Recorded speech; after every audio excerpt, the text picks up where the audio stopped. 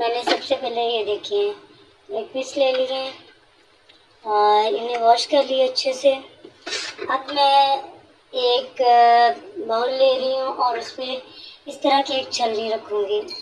इस छलनी में हम लेके जाएंगे इसमें दही, और करना ये है, ये दही ऐसे ही ढक देना हमने थोड़ी देर के लिए, ताकि इसका सारा पानी निकल जाए और जो क्रीम की फॉर्म में निकलेगा उसमें हम मैरिनेशन इसकी तैयार करेंगे।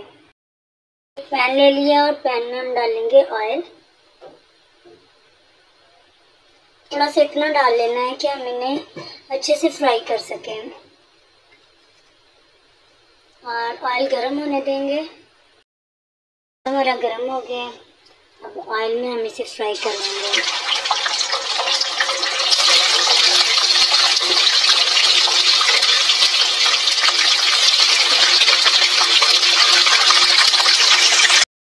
इस तरह हमने कुक करना है इसे, कुछ भी नहीं मसाला भी लगाया। अभी हम मसाला इसे फ्राई करने के बाद लगाएंगे और लास्ट तक आप मेरी वीडियो देखते रहें ताकि आपको पता चले कि ये किस तरह बनने जा रहा है। जिस बॉक्स में हमने इसे मैरिनेट करके रखना है उस बॉक्स को पहले ही हम इसमें इसे निकालने जा रहे हैं। इस तरह एक एक करके ये पीस सारे इसमें हम रखते जाएंगे। ये देखते हैं, जबरदस्त इस तरह निकालते जाएंगे हम सारे पीसेस। ये देखिए, अब हमने ये जो दही रखी थी काफ़ी इसका पानी निकल चुका है, ये देखिए। और इस जो क्रीम की शक्ल की ये जो बाकी बच गया है इसको हम एक बाउल में डाल लेंगे। ये देखिए काफ़ी थिक क्रीम की शक्ल में निकल आया है। अब और करें, ये देखिए, ठीक है। अब इसमें हम सारे इंग्रेडिएंट्स डालेंगे और अपनी मैरिनेशन कंप्लीट करेंगे। सिंपल मसाले जाएंगे करके, सुरख मिर्च,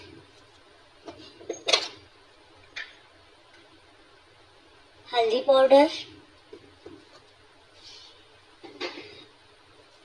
आधा चम्मच, और इसी तरह नमक,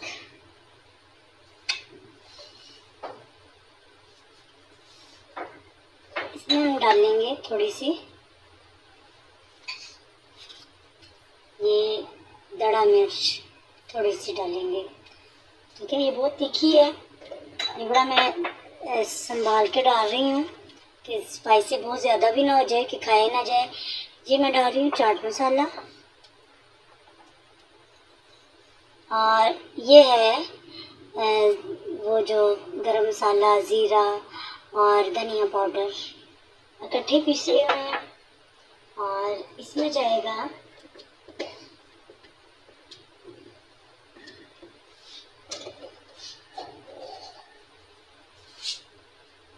लहसुन फ्रेश पिसा हुआ,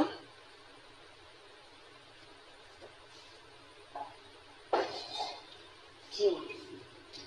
अब इन सारे मसालों का मिक्स कर लेंगे।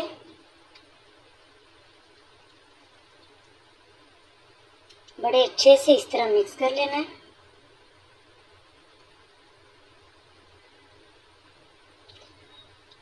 ठीक है। ज़बरदस्त सा ये बन के रेडी हो गया। अब करेंगे इसे हम ये जो हमने अभी फ्राई किया है ये सारा इसमें मिक्स कर देंगे, ठीक है। बड़े अच्छे से लगा देंगे, एक एक पीस पे लग जाए बहुत अच्छे से, ठीक है। और इसे अब हम 3 से 4 घंटे के लिए मैरिनेशन के लिए रखेंगे, फिर चलेंगे हम इसे स्टीम देने के लिए, ठीक है। तो इसे अभी अच्छे से हर पीस पे मसाला लग जाना चाहिए, तो इसे हम पैक करते हैं।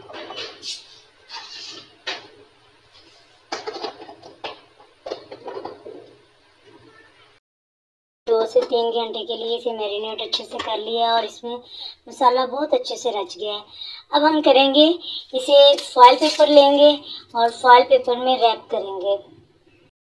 करेंगे। इसमें मसाला लगा चिकन इसमें अच्छे से इस तरह हम रखते जाएंगे और इसे इस तरह रैप कर देंगे। बहुत अच्छे से रैप कर देना इसे सारे को। रैप देखें,